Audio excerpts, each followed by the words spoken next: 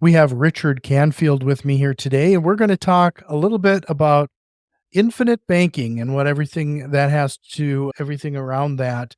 But you have a unique situation in which you learned from the originator, or at least what I think is the originator of this concept. So we're going to dive into that relationship a little bit as well. But Richard, I really appreciate your time, and you can learn more about what he and his team is up to by going to 7steps. There's going to be a free download there for everybody. So it's 7steps CA. If you look in the show notes, I'll make that a clickable link. But Richard, I really appreciate your time here today. Happy to be with you, Jack. You have an amazing program. I love what you're doing with the network, how you're connecting people together, and you're really making an impact for others, both in the real estate community, the listeners that attend and listen to the show. And it's a pleasure to be with you because I love being able to share a little bit about what you do. But more importantly, I love to try to add value to other people's lives. And being on a program where that's happening with every episode that comes out is really a blessing. To parlay into that a little bit, this is particularly of interest because your mentor is our Nelson Nash, the fella who I see as the person who started this whole concept of infinite banking.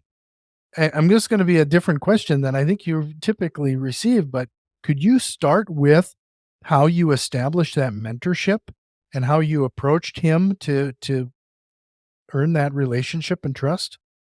Yeah, I love the question. And Nelson, man, he was an enigma. There's certain people that come into your life, and I'm sure, Jack, you can list a number of these off the top of your head that for whatever reason, they leave this lasting impression and a mark on you that is unshakable. The moment you meet them, you just know there's something different about that individual. Nelson Nash was that kind of guy, and he was that guy for a lot of people. Thankfully, I'm in very good company with others who were able to be blessed to know him. I first met Nelson in February of 2012, and we have an annual conference for authorized infinite banking practitioners that happens usually it's in Birmingham, Alabama, which was Nelson's hometown. And it's typically was the weekend after Super Bowl is usually when it happens. It was my first time being down to Birmingham and being at that event. And it was right before they launched the authorized practitioner program, and I had not met Nelson before. I had his book. We had been teaching this in Canada, where I'm located. And, now we teach people all over North America about this Nelson's work, Nelson's principles. But at the time, we only had his book as a reference point, and we were doing our best job with what we had to work with up in Canada. And so when I met Nelson for the first time, I attended his 2-day seminar. Nelson's book, the book Becoming Your Own Banker, he says right in the very first paragraph that this is the workbook for a 10-hour seminar. So I got to attend that 10-hour seminar live and in person. And I remember at the time that happened, it felt like I had a new hard drive dropped right into my head. It was just an unbelievable experience to listen to him talk through his own history, his own life, and then relate through comedy, great well-timed jokes, and he just had an ability to captivate a room of people and really engage and connect with them. So he was a master, I think, at that, and certainly at his knowledge base at the time. And then moving forward, we would attend that event every single year, and we would spend more and more time with Nelson. And then we started bringing Nelson up to Canada and hosting him for his seminar and bringing him in front of our clients and giving him a chance to share his message. And so one of the last two times I got to see Nelson. So in 2016 was when the year that Nelson stopped doing live presentations. I mean, at one point in time, he was traveling and doing 70 different seminars a year at different all over the North America. And the last year he did a pretty good stint, and he was 85 years old at that time and still just giving her. And we hosted him in Kelowna, British Columbia, which is not far from me, a beautiful area. And it was a 2-day event for advisors. And then 2 weeks later, I flew down to Texas to hang out with a friend of mine who is down there and was hosting Nelson. And I got to spend some more time with Nelson there. And as far as your question about like how did I approach him about being a mentor? Nelson was the most approachable person you could ever meet in your life. And Nelson, I didn't really need to approach Nelson. He just actively provided and offered mentorship. He just gave and he gave and he gave and he gave at every point in time. And then Nelson would do these interesting things where you just get a random phone call from him all the time. And he would also just send you books. And so every once in a while I get a book in the mail with a note from Nelson. And he used to mention things. He says, all I'm looking to do is find high quality seeds and plant them in fertile soil. And he would say, Jack, you're fertile soil. and he would just vest in with you, and he would check in with how you were doing. He would ask you about your knowledge, understanding of the concept. And I remember being in Nelson's home a number of times, and he had this coffee table. It was like this really thick wood coffee table in his office den. And it was like a 3-inch coffee table, this big circle, roughly 4.5, almost 5 feet in kind of diameter. And the whole table was just stacked with books, three, four, five books in a row. And each one of those books was the smallest one was about an inch thick. But the whole book, you couldn't get your feet on the table. He probably wouldn't let you do that anyway. But there was just no room for even a cup of coffee. It was just stacked with books, and they all had post-it notes in them. He was this avid reader and learner. And in fact, on Nelson's website, which is infinitebanking.org, he has a recommended reading list, and there's over 250 books on there that Nelson has read and recommended. And he would say, "Hey, Richard, if you went and read all those books, you'd have the equivalent of a PhD in Austrian economics and history. And you can't understand economics without first understanding history." So he was just this avid reader, and he sought knowledge. He was curious like a curious George. And so I really learned a lot from him, not only about the concept of infinite banking, which he is the creator of, he developed, but also in how to think about relationships. I learned a lot about marriage from Nelson and his wife, Mary. They were married for, and I hope Nelson's not listening and he doesn't, I get the number wrong, but close to 60 years.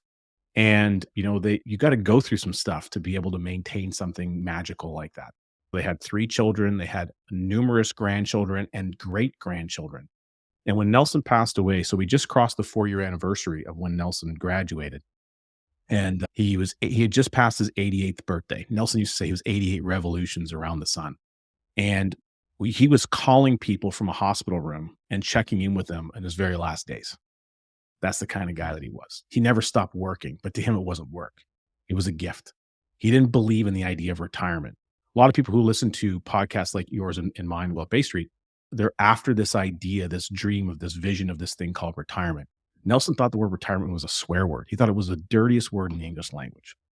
He believed in passive income. He understood what people placed or what they thought this idea of retirement is. But if you really broke it down and you understood, the first time the word retirement shows up in the English language was Otto von Bismarck, the Chancellor of Germany in the late 1890s. And they created this idea as a way to, reward people who were past their lifespan, because the living age, if you outlived what the mortality age was and you were still working, they thought, okay, you get a pass. We'll make sure the government looks after you, essentially. And it was to create an opening for a young person to step into that job role, because so that other person could leave and then they could create a position, because it's just a very different mindset. So this idea of retirement that's been bombarding people for the last 100 years really is a bit of a falsehood. What we want is we want freedom, and we want freedom with passive income. We want an ability to do the things we want to do when we want to do them at our own schedule and enjoy life. That's really what it is. So call it what it is. The word, in my opinion, the word retirement, it means to be put out of service. If you think about watching old like British television, they say, "Oh, I'm going to retire for the evening." Well, what does that mean? You're going to go to sleep. So retirement is just like the big sleep. And he just really fundamentally didn't believe in that. And so he really recognized that, and he instilled in me, and he wanted me to transfer that on to others, that you are of value and you can constantly add value to the world. Don't ever stop doing that. In other words, don't stop. Is really the fundamental message that he wanted to get across when it comes to the idea of retirement. So I don't know if I answered your question, but there's Yeah. a lot to unpack with what I got from the late Nelson Nash. I think what is striking is the fact that your core business is the concept, this infinite banking concept, but it sounds like you learned some far more valuable lessons in the other realms of life. Oh, there was just so much to learn. I'll tell you a quick story. So this was probably in 2013 or maybe 2014. I was down in Birmingham. We were at our annual conference. It's an amazing conference, great environment, collaborative activity, getting together. And usually there was a bit of a social event and a guest speaker that would come in, usually an Austrian economist or something like that with the Mises Institute that would come and speak. And we were having some beverages, and Nelson liked to have a Merlot after dinner. And I was having a chat with Nelson. We're up at the bar grabbing a wine or what have you. And we just got to chatting, and then we step across the side to let other people through, and there was a blank table right there.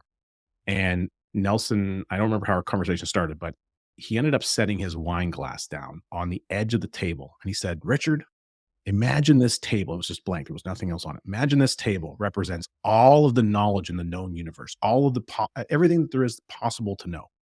And then he picked up the glass and he highlighted the bottom of the glass. He says, "Now this glass, the bottom of this glass represents everything that I know, all the things that I've been able to take in and learn in my human existence." He put the glass on the edge of the table. He says, "Now look at the outer ring of the glass. See where it's exposed to that which I do not know." Okay. So I know this little tiny bit of everything there is to know. And then he asked me, say, "Richard, go grab that jug over there." So I went and grabbed a water jug. There was like a pitcher, basically a water pitcher with ice. And I brought it over and he said, "Yeah, just set it down right there." So I set it down. And he says, "Now imagine I go and increase my knowledge. I expand my horizons. I do some reading. I go get an educate. I continue to grow and learn and learn. I've increased the size of my jug of my knowledge." When he picked it up and he says, "Look at the bottom. The circumference is much bigger. But if you place it back down and you look at its relevance to everything that is unknown, look at how much more I am exposed to that which I do not know." So the key takeaway was that the more that you didn't know, and that Mhm. there's this ever increasing expansion of what's possible to learn in the world, in real estate, in investing, in life, in marriage, in relationships, in podcasting, right? There's all these areas of constant expanse. And don't ever, one of the things that Nelson talks about in his book, he talks about this thing called the arrival syndrome. There is no such thing as having arrived in knowledge. As soon as that happens for you and you think that you know it all, you might as well pack it in and give up because you're done. So you brought up the Austrian economics a couple times here now. And I've only had one other person on the show who brought that up. And frankly, it's not news to the listeners that I'm pretty staunch libertarian. So when you bring up Austrian economics, it does my heart good to hear that. In fact, I had the previous guest who brought it up actually believes that's could be somebody's superpower right now, especially in our current economic conditions. If you have a strong understanding of Austrian economics, you're probably better off than most at the moment. The knowledge based understanding what human action is all about, Mises with his epic work of human action, that's really the fundamental basis of, in my opinion, all economics. I don't really think it should be called Austrian. I just think it should be called economics personally, but That's unfortunately not the case. not the case. And Nelson, so Nelson studied, he was an avid study of Austrian economics for over 50 years. And he discovered it because he went to a party year back. This was back in like the early 60s, and someone handed him a magazine of from FEE, the Foundation for Economic Education. And he met Mises. Leonard E. Reed, who was the co-founder of the Foundation for Economic Education, was Nelson Nash's mentor. So he was glued to Austrian economics.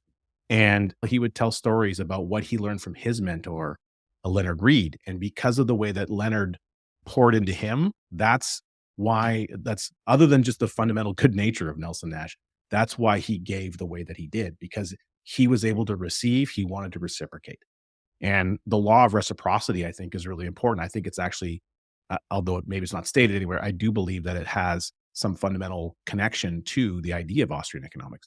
And so many people, including Robert Murphy, who is, probably the most published Austrian economist today, he was one of the founding members of the Infinite Banking Institute, and he wrote the course curriculum for that. And so Robert's an amazing guy, a friend of mine. I've done karaoke with Robert. He's actually an amazing singer, to be honest. And so he and many others have described Nelson's work of becoming your own banker, the idea of the infinite banking concept, as Austrian economics in action. It is a methodology that allows you as an individual, regardless of what you're doing in your investing or your working life, your real estate career, or what have you, to be able to harness the power and secede from a financial environment that's not designed to look after you. So Nelson said that you don't need to get, in order to change things like the funny money system and fractional reserve and all this stuff, everyone's trying to do it with top down thinking. Nelson says you'll never get it done with top down thinking. You need a bottom up solution. That's what IBC is. It's a bottom up solution to a top down problem. And so if you want to tackle the issue of inflation, first you need to separate yourself from the system that's creating it. That's the banking and cartels and system. You need to get out of that environment, and you can slowly and peacefully secede without asking permission by simply implementing a profitable financial strategy that allows you more control over your own money on a day-to-day basis. Just to remind everybody, to head over to sevensteps.ca for that free download and learn a little bit more about this. But to change focus a little bit, you already brought up the infinite banking. Could we spend just a little a brief amount of time, because you even brought it up. We've had other infinite banker type people on the show, but I think it's good to have that kind of 101 level of what we're even talking about here. Yeah, and you've had amazing people on the show, by the way, some good friends of mine, and the infinite banking, people like to think of it as a product or a strategy. I just don't think that's correct. I think infinite banking is a way of life. See, we bank every day. You can't do anything in the world without banking. Banking is the movement of money from one party to another in a relatively short period of time. That's a transactional environment of what banking is. If banking stops, the whole world screeches to a halt. Okay. It is a fundamental tenet in everything that we do every day. So you are the banker in your life right now. The difference is how much of that banking equation do you control as it relates to your needs and that of your family? More often than not, you're abdicating the responsibility of that to a third party. With the Wachovias and the Bank of Americas and the RBCs and the whoever's of the world. And so you're moving your money into their custody. And if we've had some bank failures recently, so how much of that you really want to be doing, I'm not so certain. But you're moving it into their custody and you're giving up ownership of that money. And now you get an IOU slip that says, hey, on demand, they have to pay this money. Well, that's only if the money is there. All right. And so you want to be able to control that environment. And if you move your deposits and your borrowing business away from the commercial banking sector and you do the same activity of depositing money or through the way of premium, which builds an ever compounding machine, and accessing loans and lending requirements that you need in life through the insurance company, through policy loans, a company that you co-own, you're solving the banking equation in your life. And so Nelson talked about the importance of working with a mutual insurance carrier to set up a participating whole life policy. It's well designed, well structured for and customized for your needs, which means there's no one way to do it. It's unique to your circumstance. And that's why you need a coach to help you do that. And you redirect the flow of money. As money is walking through your life and it's flowing through, everyone else is getting all the money. You want to intercept as much of that as possible and flow some of it through the books of the insurance company that you co-own. Because you're a co-owner in the company, they share their profits with you. So when you borrow money for a real estate flip or for renovations on a property or to replace the furnace or the hot water tank or to put a basement suite in or for a down payment on your real estate practice, you can multitask that money and you're borrowing money from an entity that you're a co-owner of. It's okay to pay interest to an entity that you co-own because you get to share in all the profits. Does that make sense? Yeah, that's actually a very unique way of putting it, because a lot of people, when they hear whole life insurance, frankly, I think most have a bad taste in our mouth from that term. And there's a lot of reasons for that. The industry's done us no favors on helping us think about what that tool is. But the way I look at it is this. Jack, you've probably seen a chainsaw before. I don't know if you've ever used one. All the time, actually. Oh, okay, great. Then you and I'd be fast friends. I'm a big fan of a chainsaw. And it's a really powerful tool. It does everyone knows what it does. It cuts down trees. It's unmistakable what you're going to do with this thing. If you've got a chainsaw, it's a gas powered, it's got a unique fuel mix to it. You got the fuels all in there, you got the chain oil in, you've sharpened the saw blade, you're ready to go. You fire it up. I give it a couple, that sound that it makes, you get a couple of those going first. And then some guy walks by the path beside me and I just say, "Hey buddy, here you go." And I hand him the chainsaw and I turn around and I walk away. Well, what's the probability, low, medium, or high, that person might seriously injure themselves if they've never seen a chainsaw before? Yeah, It's pretty pretty high. high. And not only that, what's the chance that they could break the tool, low, medium, or high? That's also pretty high. Very high. And so the problem wasn't the chainsaw. The tool isn't the problem. The user is the problem. Okay. So the Mhm. tool in the hands of the fool is no tool at all. That's something that we learned from Nelson Nash. And so you need the right tool for the job, but a tool is just a tool. You could cut down the tree with an axe. You could use a drywall saw. God, that'll take you a long time. You could use a hacksaw. That's gonna really take forever. There's a lot of things you could use to do the same job, but one of them is gonna be a lot more efficient than the other. So whole life insurance is just a tool. the productivity, the utilization of that tool has nothing to do with the insurance company. It has to do with the owner of the policy contract. That's the one that makes it all run.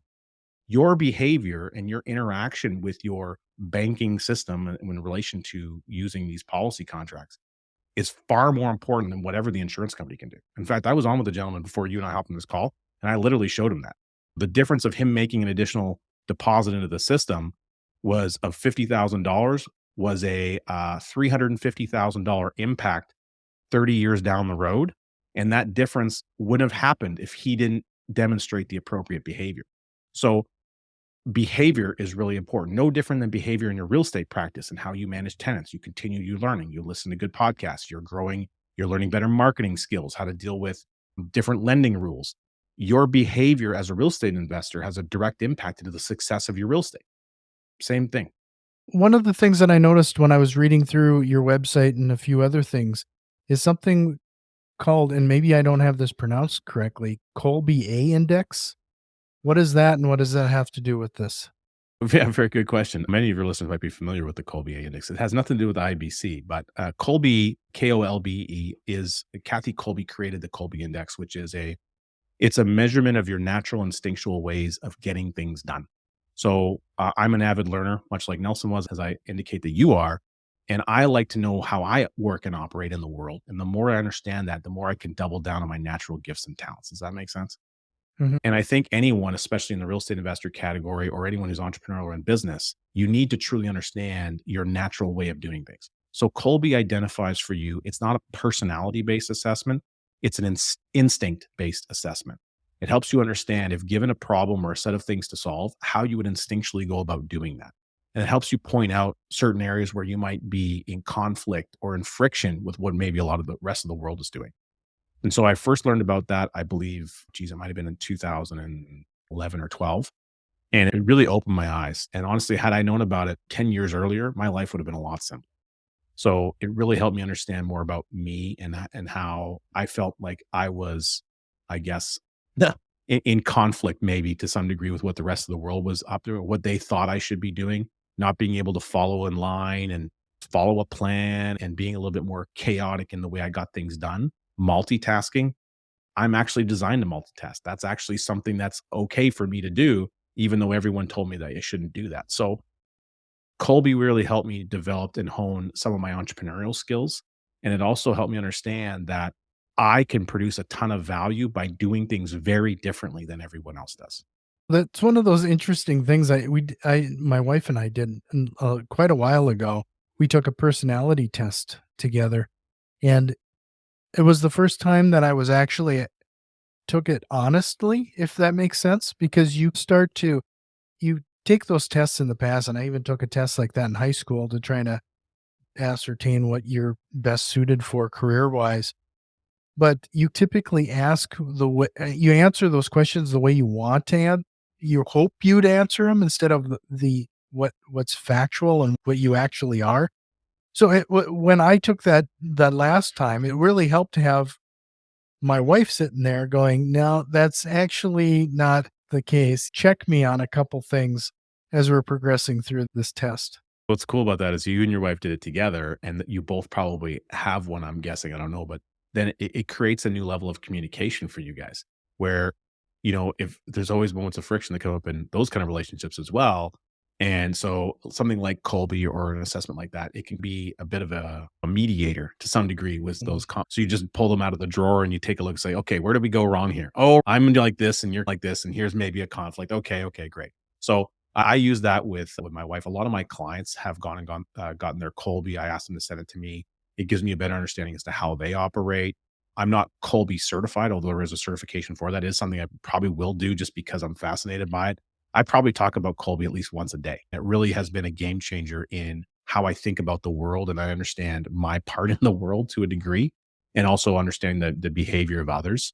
I think the more that you're able to do that and understand the people around you, if you really want to help others, the more you understand how they operate, the more you can help them. So for me, that's why it's been tremendously valuable. And it connects to the infinite banking concept because that is what I do and I teach people on a day to day basis. So having a better understanding of where I have a tendency to provide too much information to people. and like a fire hose level. And so sometimes I understand when I'm meeting with someone, I need to tone it down and hold it back. Maybe we need 2 or 3 more meetings to get them to digest that effectively because that's their learning path. So you become more attuned to those things by having a heightened level of understanding. Similarly, in your financial life, just when you're talking about real estate investors, we all have deal flow, some measure of deal flow. And as you get more capitalized, you have access to more available capital resources, either from third party investors, lenders, or whatever, or your own resources. The size and level and quality, so not usually the quantity, but the quality of the deals that cross your desk tend to improve. Now, that's not necessarily that was always the case, more so that your brain is becoming tapped into what quality looks like, and you're able to make more effective decisions. So, Nelson also taught me that when you have readily available access to capital, opportunities of high caliber will track you down. He would say, in fact, they'll hunt you down. And thinking about property, here's something I wanted to share with you, Jack, and your listeners is that Nelson, so just imagine for a moment, imagine you had 45 properties and every single one of those properties was fully paid for and they were producing annual cash flow and they was 100% managed. It was basically turnkey real estate. You never had to do a darn thing. The perfect passive income dream. Does that sound pretty good? Mhm. Yeah, I think a lot of the Yeah. listeners would Yeah. like that. Now imagine you kick the bucket and you've graduated. You're no longer with us.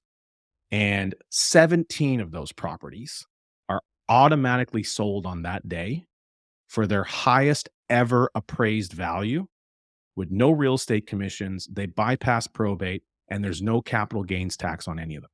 And the rest, and it goes directly to the family tax free. Does that sound pretty good? Sounds great. Okay. Now, not all 45 sold. There's still 28 houses left. Those houses are still paid for. They're still producing a cash flow and they're constantly accumulating in value and equity. And they're guaranteed to do. Does it sound like a pretty good deal so far? Mm. Well, that happened. And those were properties, but they weren't physical properties.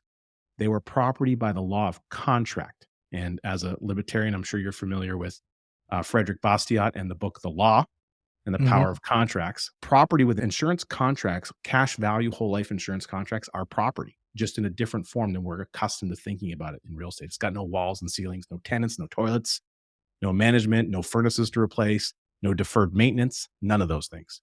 No market shifts, no market corrections. None of those things are enter the equation. And so when Nelson Nash passed away in 2019, that's exactly what happened. 17 insurance policies paid a tax-free death benefit to the people that Nelson said it should go to. He made the declaration before he passed away. 28 policies which were on other people. These were business partners, family members, his kids, his grandchildren, and his great grandchildren are still in force today. 4 years later, they've all increased because every single day they go up in value. They're all going to produce a tax-free environment at some future point, even though Nelson's long gone. I can't think of anything else that spells out generational wealth better than that. That's a piece of the puzzle that I think has been missing a long time is that aspect of it. Because we get locked in as real estate investors focusing on the real estate. So I'm glad that you really brought that up. Yeah, and Nelson was a real estate investor himself, and he understood land. He was educated as a forester, so he understand timberland. And several of his most profitable, one of his most profitable real estate deals came from a $3,000 policy loan. He bought a chunk of 500 acres of timberland that a guy needed to get rid of at a discount price. He was able to go get a policy loan and pay the guy out quickly. And 15 years later, he sold that land and at a much higher price. And he financed it. He seller financed it to the new buyer for 10 years at 15% interest. He took that stream of payments and he went and bought more policies. And if ever there was a deal that came up, Nelson didn't have to wonder where the money was coming from. He could go and get money from a policy loan on demand at his terms whenever he wanted from multiple insurance companies. It was total and absolute control. When he discovered this, he was in his early 50s, in the early 80s when interest rates spiked and they went up. He was paying 23.5% interest on 90-day credit lines that he had over $500,000. And that, if you do the math, the inflationary math, and that's almost $2.5 million today in today's money. And he owed, imagine you had a home equity line of credit at $2.5 million at 23% interest. That would cripple almost everybody. Okay. He managed to push through that experience and he rethought what was going on in his life through a lot of prayer. He was able to recognize he could solve that problem by going to the insurance company to get money. The problem was he didn't have enough money in there. He had to change his spending habits and his pattern to increase what he was putting into premium to build up the reservoir of capital that he could use to fire the snakes and dragons. That's what he called them, the bankers in his life. It took him 13 years to get rid of his bankers. And after that point in time, his entire family can be exited from the financial system using traditional banking the way that most people are accustomed to. They bought Nelson 3 airplanes through his lifetime through policies. They financed all their cars, all their auto insurance for not for liability, but for collision and stuff was self-financed through the family system. So all that money is in an aquarium and it keeps rotating inside of this closed loop system of the family. It never leaves the family. Before we close out on a couple things here, one of them is that is there anything else regarding infinite banking in particular that you think we should probably cover and summarize here? I think the final thing I would leave people with is that the infinite banking concept is not an insurance product. It's not a contract. It's not insurance. It is a way of doing things. It is a lifestyle. It is something that you choose to commit to do in your life, and that never ends. And if you do it the right way and you follow Nelson's principles and you work with someone who's an authorized infinite banking practitioner who focuses on the book, if you don't own Nelson's book, Become Your Own Banker, you haven't read through that book, you shouldn't be doing it. Nobody should. Okay.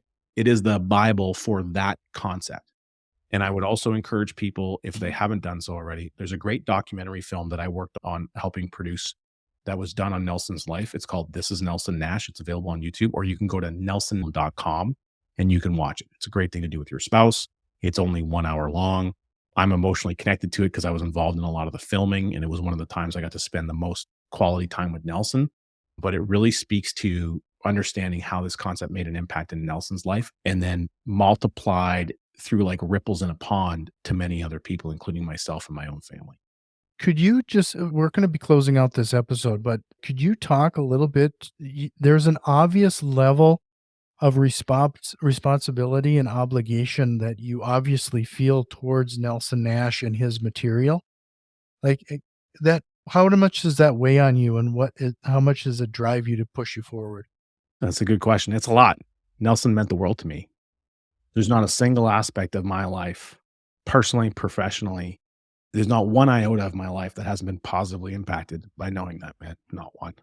And so the work that we do goes far beyond just making your life better financially. We're changing the lives of people and making transformational change in the way they think about the movement of money and how many generations they can keep the money for. Nelson said one of his first golden rules is you need to learn how to think long range, learn how to think beyond your own lifespan. I never would have considered that before meeting Nelson. Just that one thing alone was worth meeting him. Just that one thing, not including everything else. And if you can learn how to think beyond your own lifespan, the way you treat money today changes instantly. And for every future decision you make, it shifts just a little bit because you're learning to think long range. And so these fundamental principles are so dead simple, but nobody thinks about them. And so the infinite banking concept is a concept. It is not a product. It is a way of doing things. It's about your thinking, your habits, and how you choose to move money throughout your life. If people really truly understand that, they would stop asking silly questions about insurance because it's legitimately so dead simple. You can become your own banker. You're already somebody's the banker in your life, and it should be you. Nelson says you need to be in two businesses. One business is how you generate your revenue, how you earn a living. And the second business is banking. Of the two, banking is the most important. You're already doing it. You're just not in control of the circumstance as it relates to your family's needs. And that can change and it should change. Well, Richard, this was a great conversation. And just to remind everybody, again, it is 7steps.ca. Take advantage of the free download there. I believe, Richard, you have a book coming out as well that might be available here in the near future. I do. So we have our second book, Amazon bestseller, is Cash Follows the Leader. It's uninterrupted daily growth with high cash value insurance. Nice, simple read. I'd love to offer that to your listeners. We're just working on getting, hopefully, when this episode goes live, it'll be available. You can go to cashfollows.com. That's cashfollows.com. You should be able to download a free digital version of that. And we have a new book that's going to be launched here, hopefully in the next 30 days. That's going to be Keep Taxes Away from Your Wealth. It is more focused on the Canadian market, but there's a lot of principles available to, of course, United States citizens as well. And yeah, a ton of fun being on the show today, Jack. I really appreciate you having me on and for asking a lot of questions about Nelson, because that's a subject I'm more than happy to talk about. Yeah, no, this was a great conversation. I do have a few rapid fire questions we'll close out with, and we'll end it there. Sounds good. Here's a chance for you to bust a business myth. It could be real estate related, insurance related, but a myth that kind of bugs you regarding your industry. What would that be? First one that pops in mind is that whole life insurance is expensive. That's bullshit. Excuse my language, but it's not. It's whatever premiums you put in are premiums in dollars you can get back out. You just have to have it built the right way. What book would you recommend, or what are you reading right now? Book I would recommend is Who Not How by Dan Sullivan, who runs the Strategic Coach organization. When you start thinking about who, not how, you begin to think collaboratively versus competitively, and it changes the game on all aspects of your entrepreneurial life. What is the biggest business mistake you've made, and what did you learn from it? Biggest business mistake I made. I think being too trusting with some people and having that come back to bite me in the butt. I'm sure a number of people have experienced that before. What have I learned from it? Not that I shouldn't trust people, but that I just need to ask more questions and be more, I need to increase my filter of how I want to jump into business relationships with others. If you could go back in time and give your younger self one piece of advice, what would that be? Stop everything you're doing, go and buy this book, Becoming Your Own Banker, and then phone the number on the back, because at that time, Nelson Nash would have been alive and he would have picked up the phone and have the best conversation of your life. That would have been a treat. In under 60 seconds, if you could give everybody one piece of advice that they could implement today, what would that be? If you pay for a bunch of insurances or things like softwares, all of those, generally speaking, home, auto, life, critical illness, disability, those kind of insurances, generally, there's a discount value if you pay annual, almost across the board, not exclusively, but often they can be very high. As an example, there's one insurance company that sells term insurance, a lot of it, and they have one of the highest, 13%. If you just paid it annually, you'd save 13% right out of the gate. If you added all those up and you paid annually versus monthly, and then you paid yourself what you used to pay those guys, you'd be able to accumulate a lot more of the money. Okay. And the same idea with things like if you pay those annually and stuff and you commit to paying yourself what you used to pay the other people, you're just changing the flow of who gets the money, and you're making the money they used to make off of you. If you harness that into an insurance contract that's well designed, then you can optimize it even further for more generations. So that's just one way of thinking about how to grow your capital without changing your way you're doing. You only have to change your behavior and your habits. Well, Richard, is there a question or concept you wished we would have covered here today? I don't think so. I feel anything that people really want to know in regards to like infinite banking concept, it all starts with Nelson. You can't do or understand infinite banking if you don't know who Nelson is. It's just not, in my opinion, it's just not really possible. You might think you're doing it, but you're probably missing something. Well, Richard, this was a great conversation. I appreciate your time. Again, it's 7steps.ca. I'll make sure to have that link as a shareable one in the show notes. If you found some value in today's episode, do us a quick favor and share it with one of your investor friends. Richard, thank you so much. Thanks for having me, Jack.